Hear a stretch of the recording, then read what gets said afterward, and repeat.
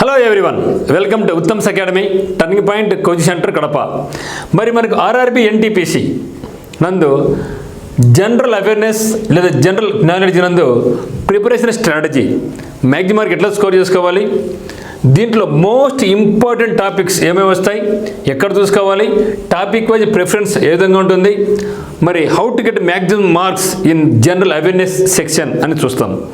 ఇది రీజనింగ్ మాదిరి, మ్యాథమెటిక్స్ మాదిరి కాదు. ఎంత చదివినా కూడా మనకి ఇంకా మ్యాక్సిమం స్కోర్ ఇచ్చే ఛాన్స్ చాలా తక్కువ ఉంటాయి. కాబట్టి ముఖ్యంగా సిలబస్ చాలా హెవీగా ఉంటుంది, కానీ వచ్చే మార్కులు చాలా తక్కువ ఉంటాయి. మరి ఈ సందర్భంలో ఏ సబ్జెక్టుకు మనం ఎక్కువ ప్రియారిటీ ఇస్తే మనం మ్యాక్సిమం మార్క్ గెయిన్ చేసుకోవచ్చు, కంప్లీట్ డీటెయిల్స్ అన్నీ కూడా ఇక్కడ వివరించబోతున్నాను. చూడబోయే ముందుగా ఫస్ట్ టైం చూస్తున్నది మనకి ఛానల్ను సబ్స్క్రైబ్ చేయండి, లైక్ చేయండి, షేర్ చేయండి. మరి కింద డిస్క్రిప్షన్లో ఉత్తమ్స్ అకాడమీ యాప్ యొక్క లింక్ ఉంది. ఎవరైనా సరే టెస్ట్ సిరీస్ కావాల్సిన వాళ్ళు ఎస్ఎస్సి జీడీ కానీ ఆర్ఆర్బి ఎన్టీపీసీ కానీ ఎక్స్క్లూజివ్ టెస్టులు ఉన్నాయన్నమాట. మీకు ఇష్టం నచ్చితే కోర్సు త్వరలో లాంచ్ చేయబోతున్నాం, మండే స్టార్ట్ చేస్తున్నాం. నచ్చితే మీరు కోర్సు కూడా పర్చేజ్ చేసుకోవచ్చు.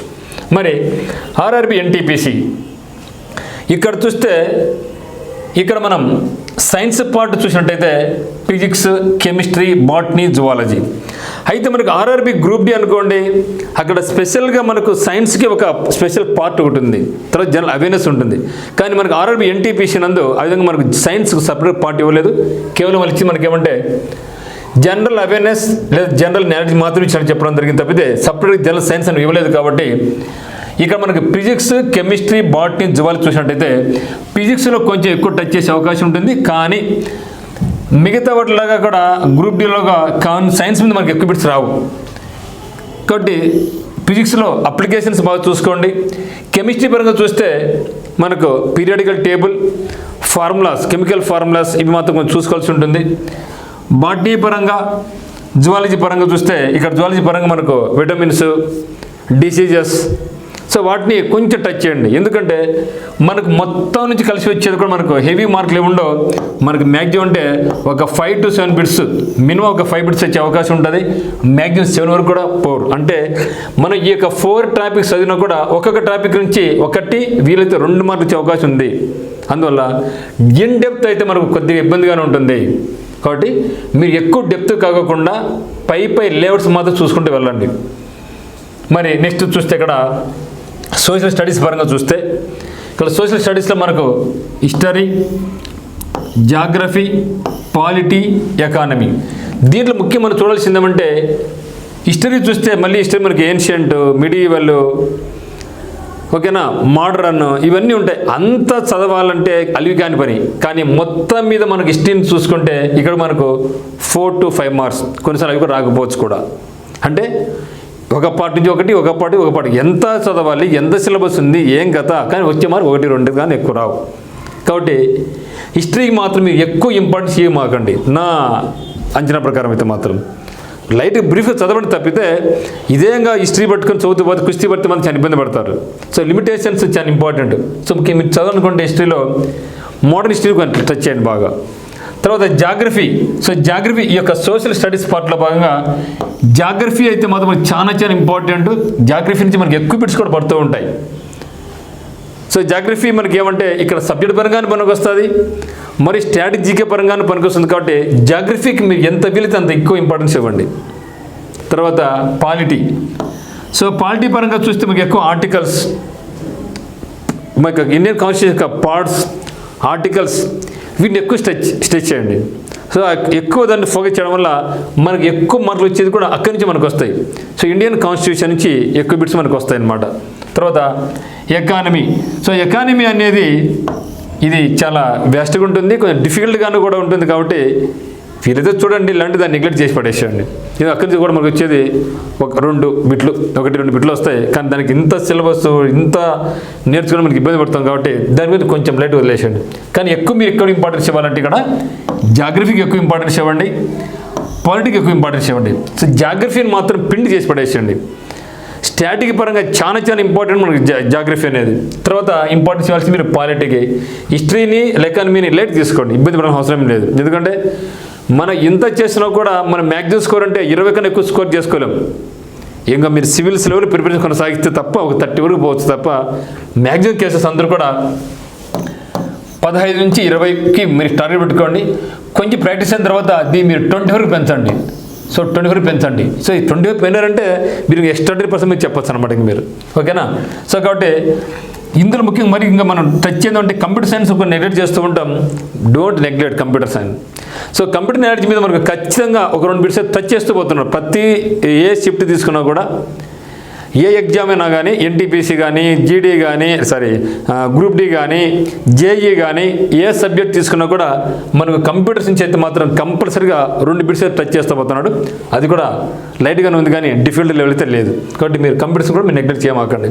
తర్వాత the most important topic in general awareness is static GK. So దాదాపు సగం క్వశ్చన్స్ వరకు మనకు ఇక స్టాటిక్ జీకే విత్ మీరు జాగ్రఫీ లింక్ చేసుకోవచ్చు. సో జాగ్రఫీ లింక్ చేసుకోవచ్చు. దాదాపు అవుట్ ఆఫ్ 40లో 20 క్వశ్చన్స్ మనకు జాగ్రఫీ స్టాటిక్ నుంచే వస్తాయి.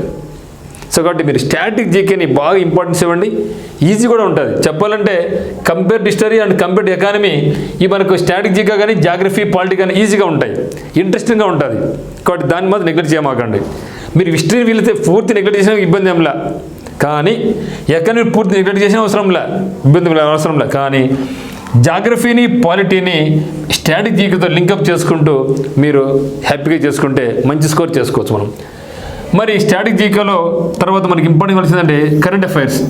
సో కరెంట్ అఫైర్స్ నుంచి కూడా మనకు దాదాపుగా 4 to 5 క్వశ్చన్స్ గ్యారంటీగా పడతాయి. సో 4 క్వశ్చన్స్ గ్యారంటీ మిత్రమా, 4 క్వశ్చన్స్ గ్యారంటీగా వస్తాయి మనకు. అయితే కరెంట్ అఫైర్స్తో పాటుగా కరెంట్ అఫైర్స్ లింక్ చేసుకుంటే మీకు స్ట్రాటజీ కూడా టచ్ అవుతూ ఉంటుంది. సో కరెంట్ అఫైర్స్ను గ్రూప్స్ లెవెల్ ప్రిపరేషన్ కొనసాగించమాకండి. ఎందుకంటే మనకి ఎస్ఐ కానీ కానిస్టేబుల్స్ కానీ ఏపీలో చదివి గ్రూప్ 2 కానీ చదివి ఎందుకంటే సగానికి సగం క్వశ్చన్స్ మనకు కరెంట్ అఫైర్స్ వస్తున్నాయి. ఆ లెవెల్లో అవసరం లేదు, ఒక రేంజ్లో ఉంటుంది మన యొక్క స్టేట్ కరెంట్ అఫైర్స్ అయితే మాత్రం. కానీ ఇక్కడ అంత అవసరం లేదు మిత్రమా. మనకు వచ్చేది 4 to 5 questions. 4th minimum guarantee వస్తాయి. 5-6 వరకు పోయే అవకాశం అయితే ఉంటుంది. డైలీ రెగ్యులర్గా మీరు ఒక మ్యాగజైన్ కానీ లేదా ఒక యూట్యూబ్ ఛానల్ మంచిది, ఒక టైం వేస్ట్ అయ్యేది కాకుండా ఒకరిని నమ్ముకొని ఒక గుడ్ మెంటాన్ని పెట్టుకొని ముందుకు పోతే మాత్రం ఒకే మ్యాగజైన్ చదవండి. అన్ని మ్యాగజైన్స్ అవసరం లేదు. వీలైనంత వరకు మొబైల్లో వచ్చి యూట్యూబ్లో అన్ని రకాల యూట్యూబ్ చూస్తారు. కొందరైతే ఆ కరెంట్ అఫైర్స్ ఏముంది ఇక్కడ ఏముంది అనేసి ఏది చూసినా కూడా ఒకరొకరు డిఫరెంట్ చెప్తూ ఉంటారు. అది కాకుండా ఒక ప్రామాణికమైనటువంటి దాన్ని చూసుకొని అన్నిటికన్నా బెస్ట్ ఏమంటే న్యూస్ పేపర్. తెలుగులో న్యూస్ పేపర్ అయితే సాక్షిలో కానీ ఈనాడులో కానీ కరెంట్ అఫైర్స్ మళ్ళీ మీరు రాజకీయాలు వెళ్ళిపోమాకండి. సో మనకి ఎక్కడ అవసరం ఉందో దాన్ని టచ్ చేసుకుంటే అది ఎప్పటి నుంచి చదివినా కూడా మనకి ఎగ్జామినేషన్ అనేది ఫిబ్రవరిలో కాబట్టి ఎప్పటి నుంచి చదివినా కూడా మీరు మ్యాక్సిమం స్కోర్ చేసుకునే అవకాశం అయితే ఉంటుంది. కానీ మరి ఎక్కువ ఇంపార్టెన్స్ ఇచ్చి అదే పనిగా దాన్ని ఒక హాఫ్ డే కూర్చొని రాసి రూబ్బి అంత అవసరం లేదు. తర్వాత సైన్స్ అండ్ టెక్నాలజీని కూడా మీరు బేరీ చేసుకోండి. ఎందుకంటే ఇక స్పేస్ రంగం మనకి ఇటీవల కాలం బాగా డెవలప్ అవుతూ ఉంది కాబట్టి చంద్రయాన్ 1, చంద్రయాన్ 2, చంద్రయాన్ 3, రీసెంట్గా చంద్రయాన్ 4 మీద కూడా గవర్నమెంట్ ఆఫ్ ఇండియా మనకు కొంత బడ్జెట్ కేటాయించింది. మంగళయాన్, ఓకేనా, ఇవన్నీ కూడా మనం నేర్చుకోవాల్సి ఉంటుంది. ఓకే, తర్వాత మీదగా వీనస్ మీద పరిశోధనలు అయితేనేమి ఇవన్నీ కూడా మనం చాలా గుర్తుపెట్టుకోవాలి. మన యొక్క రాకెట్ సిస్టమ్ గురించి, డిఫెన్స్ సిస్టమ్ గురించి ఇవన్నీ కూడా ఇక్కడే ఉంటాయి. కాబట్టి ఇక్కడ సైన్స్ అండ్ టెక్నాలజీలో మనకి ఇక్కడ కరెంట్ అఫైర్స్ కానీ పనికొస్తుంటుంది, అదే మరి మనకి స్టాటిక్ పరంగా పనికొస్తుంది అనమాట. ఇస్రో సెంటర్స్ ఎక్కడున్నాయి, డిఫెన్స్ సిస్టమ్ ఎట్లుంది, డిఫెన్స్ సెంటర్స్ ఎక్కడున్నాయి, ఓకే, అణువిద్యుత్ కేంద్రాలు ఎక్కడున్నాయి. సో ఇటువంటివన్నీ కూడా టచ్ చేస్తూ ఉంటాడు. అంటే ఇవన్నీ కూడా మనం ఇంటర్లింక్ ఉంటాయి. స్ట్రాటజీకే, current affairs, science and technology కూడా ఆల్మోస్ట్ ఇది మాదిరిగా జాగ్రఫీ, స్ట్రాటజీకే, current affairs, science and technology ఒకదాని కూడా ఇంటర్లింక్ అయి ఉంటాయి. అందువల్ల మీరు వీటిని బాగా ఫోకస్ చేసుకుంటే మీరు మంచి స్కోర్ సాధించుకునే అవకాశం అయితే ఉంటుంది. మరి ముఖ్యంగా ఇక స్టాటిక్ జీకేలో మనం చూడాల్సిన మెయిన్ టాపిక్స్ ఏమంటే ఇంపార్టెంట్ డేస్. ఇది చాలా ఇంపార్టెంట్ మిత్రమా. ఇంపార్టెంట్ డేస్ నుంచి మ్యాక్సిమం బిట్టు పడుతూ ఉంటుంది. ఇంపార్టెంట్ డేస్ ఎట్లా అడగచ్చు అంటే ఒక డేకి ఏది ఇంపార్టెంట్, లేదంటే ఈ రోజును ఏ తేదీ జరుపుకుంటారు, మరి 2024లో ఈ యొక్క డే యొక్క థీమ్ ఏమి. సో థీమ్స్ కూడా అడుగుతుంది మట్టి వాళ్ళ కాలంలో వరకు. ఇక థీమ్ ఇంకా ఇంపార్టెంట్ ఏమి, ఇవన్నీ కూడా నేర్చుకోవాల్సి ఉంటుంది. తర్వాత బుక్స్ అండ్ ఆథర్స్. ఇక్కడ బుక్స్ అండ్ ఆథర్స్ అనుకోండి, అదే బ్యాంకింగ్ అనుకోండి, ఓన్లీ కరెంట్ అఫైర్స్ పరంగా లేటెస్ట్ బుక్స్ మాత్రం టచ్ చేస్తాడు. ఇక్కడ రైల్వేలో రీసెంట్ బుక్స్తో పాటుగా ఓల్డ్ బుక్స్ కూడా టచ్ చేస్తాడు. హిస్టరీలో ఉండే బుక్స్, పాలిటీలో ఉండే బుక్స్, జనరల్గా ఉండే బుక్స్, ఇవన్నీ కూడా టచ్ చేస్తాడు. కాబట్టి ఇక బుక్స్ అండ్ ఆథర్స్ మాత్రం చాలా చాలా ఇంపార్టెంట్గా పెట్టుకోండి. ఎందుకంటే మనకు ఏ షిఫ్ట్ వస్తుందో తెలియదు, దాంట్లో ఏ బుక్ వస్తుందో తెలియదు. అందులో కొన్నిసార్లు ఇక జీకేలో కూడా అదృష్టం కలిసి అనుకుంటూ ఉంటాం మనం. సో అదృష్టం వచ్చిందనుకోండి మన బిట్ అట్టే పడచ్చు, లేకుంటే ఏం చేయలేం. కాబట్టి ఇక్కడ జీకే వరకు మ్యాథ్స్ రీజనింగ్ అనుకోండి అదృష్టం లేదు మిత్రమా. మీరు ఎంత బాగా హార్డ్ వర్క్ చేస్తే మీకు ఖచ్చితంగా బిట్టు పడుతుంది. కానీ జీకే మాత్రం హార్డ్ వర్క్తో పాటుగా అదృష్టం కూడా కలిసి రావాల్సి ఉంటుంది కొన్నిసార్లు, జీకే వరకు మాత్రం అయితే. తర్వాత ఆర్ట్ అండ్ కల్చర్, డ్యాన్సులు, ఫెస్టివల్స్, ఓకేనా, ఇవన్నీ కూడా మనకు చాలా చాలా ఇంపార్టెంట్. లోకల్ డ్యాన్సులు కావచ్చు, అన్ని రకాల అన్ని స్టేట్స్ నుంచి కూడా ఉండే డ్యాన్సులు, లోకల్ డ్యాన్సులు, క్లాసికల్ మ్యూజిక్స్, క్లాసికల్ డ్యాన్సులు, ఇవన్నీ కూడా. మరియు ఆ యొక్క డ్యాన్స్లో ఉన్నటువంటి గ్రూప్ అది ఇండివిజువల్గా ప్లే చేస్తారా, దేనికి ప్రాముఖ్యంగా ఉంటుంది, ఇవన్నీ కూడా మనం టచ్ చేస్తూ పోతూ ఉంటాడు. తర్వాత స్పోర్ట్స్ గురించి అందరికీ ఇంట్రెస్ట్ మీకు సబ్జెక్టు. ఇక స్పోర్ట్స్ గురించి అయితే మాత్రం ఎంత వీలైతే అంతవరకు బాగా మనం నేర్చుకోవాల్సి ఉంటుంది. ఆ యొక్క స్పోర్ట్స్లో ఉన్నటువంటి ఇంపార్టెంట్ ట్రోఫీస్ అయితేనేమి, ఇంపార్టెంట్ టర్మ్స్ అయితేనేమి, ఆ యొక్క పర్సన్స్ అయితేనేమి కంపల్సరీ అడుగుతుంటారు. చూడండి, suppose Saina Nehwal is belongs to which of the following sports అంటాడు. పివి సింధు. సో గతంలో చాలా సార్లు అడగడం జరిగింది. మనకు అన్నీ కూడా సింగిల్ లైన్ బిడ్సే ఉంటాయి, హెవీ డెప్త్ ఏమి ఉండవు. అందువల్ల మనం కన్ఫ్యూజ్ అవుతూ కూడా ఉంటాం. కాబట్టి స్పోర్ట్స్ పర్సనాలిటీస్ కానీ, స్పోర్ట్స్ ట్రోఫీస్ అనేవి, రీసెంట్గా ఉండే స్పోర్ట్స్ ఎక్కడ జరిగింది, ఎక్కడ హోస్టింగ్ కంట్రీ ఏమి, ఎవరు విన్నారు, ఎవరు second place, the most successful team ఏది, దాంట్లో ఇవన్నీ కూడా మనకు స్పోర్ట్స్ ట్రోఫీస్లో అడిగే అవకాశం ఉంది. తర్వాత అవార్డ్స్ గురించి, సైన్స్ రంగంలో ఏది అత్యుత్తమ అవార్డు, సో లిటరేచర్ పరంగా ఏది హైయెస్ట్ అవార్డు ఇన్ ఇండియా కావచ్చు, వరల్డ్ కావచ్చు, దాంట్లో ఉన్నటువంటి పర్సన్స్ ఎవరు రిసీవ్ పొందినారు, మరి ఆ యొక్క అవార్డ్స్ యొక్క హిస్టరీ ఎక్కడెక్కడ. సపోజ్ మనకు చెప్తాం మనం ఈ యొక్క అవార్డ్స్ తీసుకుంటే మనకు ఈ యొక్క నోబెల్ అవార్డ్స్ అనేది ఎప్పుడు ఏర్పాటు చేయబడింది, ఎవరు స్థాపించబడింది, ఎన్ని రంగాల్లో ఇస్తారు, అవన్నీ స్టాటిక్ పరంగా చూస్తాం. పర్సన్ పరంగా అయితే కరెంట్ అఫైర్స్ పరంగా అయితే ఉంది. రీసెంట్గా 2023 ఇప్పుడు 2024 ప్రకటించబోతారు. మరి 2024లో ఈ యొక్క నోబెల్ అవార్డ్స్ ఎవరికి రావడం జరిగింది. ఇండియాలో ఉండే అవార్డ్స్ భారతరత్న, ఓకే, మరి అన్ని రకాల awards, national awards, sports awards, cine awards, literature awards, ఇవన్నీ కూడా మనం వరల్డ్ పరంగా నేర్చుకోవాలి, ఇండియా పరంగా కూడా మనం నేర్చుకోవాల్సి ఉంటుంది అనమాట.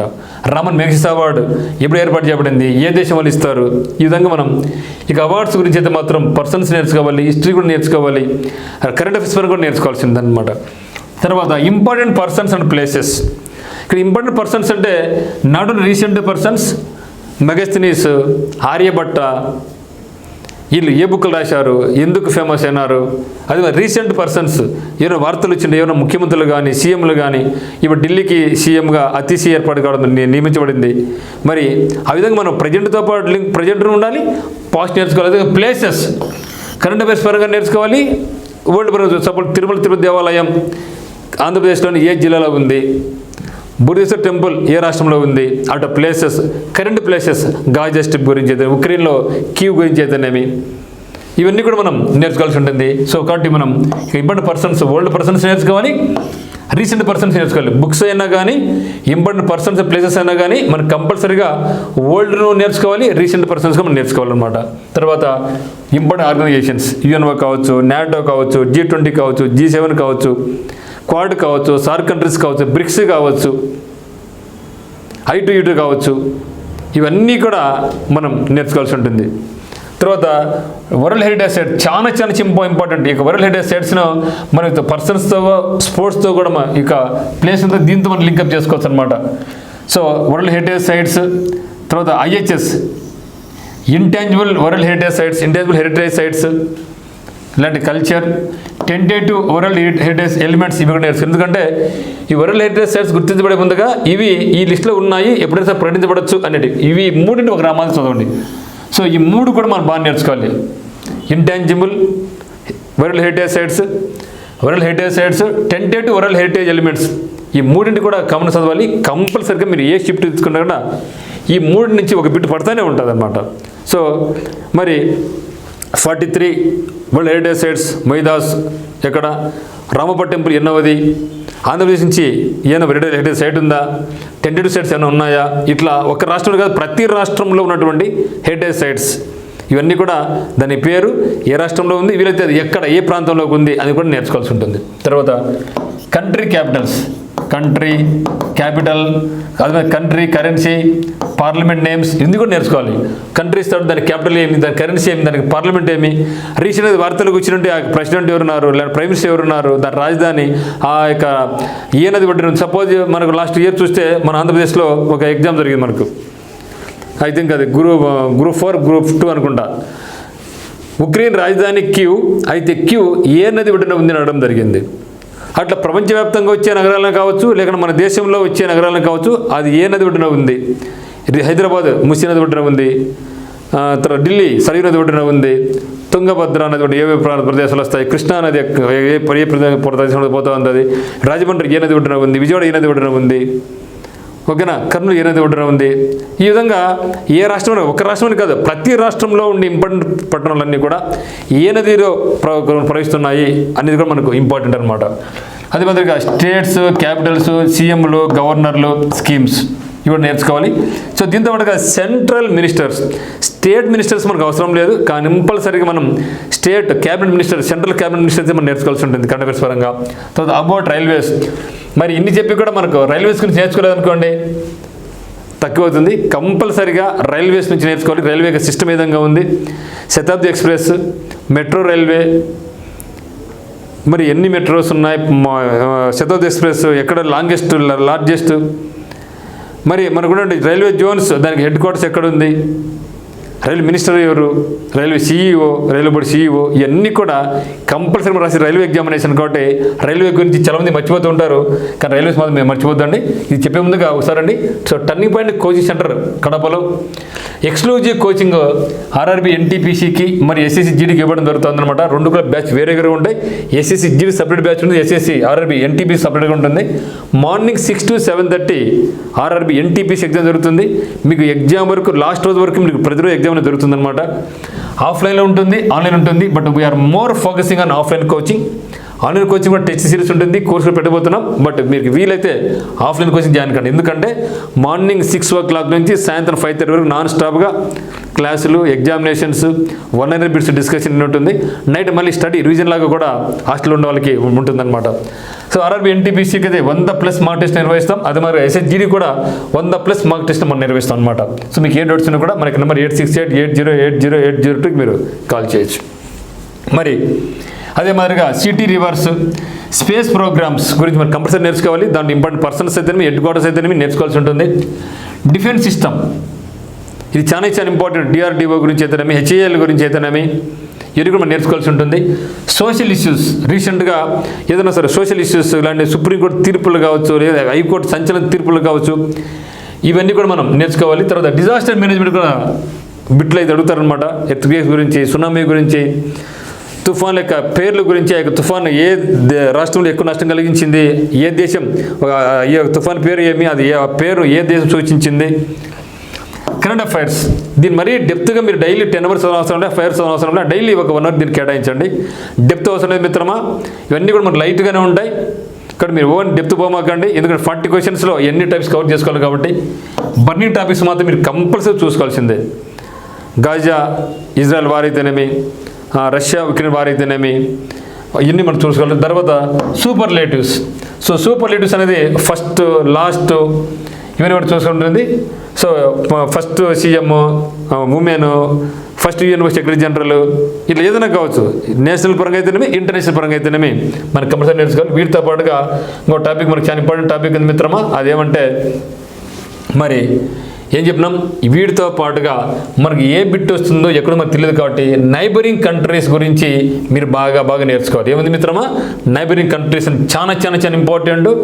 మరి ఈ యొక్క నైబరింగ్ కంట్రీస్ అనేది భారతదేశ పరంగా పక్కన ఏ కంట్రీస్ ఉన్నాయి, బంగ్లాదేశ్ గురించి, శ్రీలంక గురించి, తర్వాత మనకు ఆఫ్ఘనిస్తాన్ గురించి, మన చుట్టుపక్కల అన్నీ కూడా మాల్దీవ్స్, ఈ కంట్రీస్ గురించి మనం కంపల్సరీ నేర్చుకోవాలి.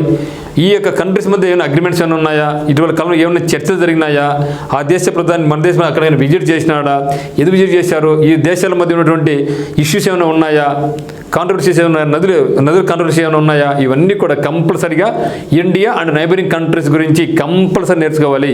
ఇండియా చైనా రిలేషన్స్ ఏమైనా ఉన్నాయి, ఇవన్నీ కూడా మనం కంపల్సరీ నేర్చుకోవాల్సి ఉంటుంది మిత్రమా.